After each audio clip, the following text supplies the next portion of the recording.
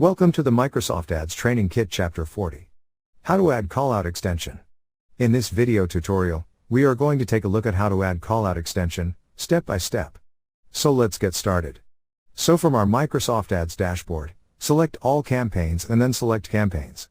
Select one campaign from the list. Now select Ads and Extensions and click on Extensions from the top. Now click on Create Ad Extension button. Then click on View Site Link Extensions button and from the list, select Callout Extensions. Now click on Create Ad Extension button.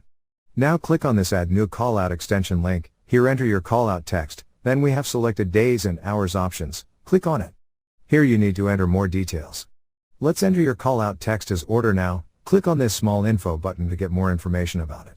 Then click on Save button. Now your new callout extension has been created.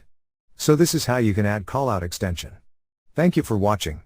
Please proceed to Chapter 41. How to use Ad Schedule. Inside that video, we are going to take a look at how to use Ad Schedule, step by step. See you in the next tutorial.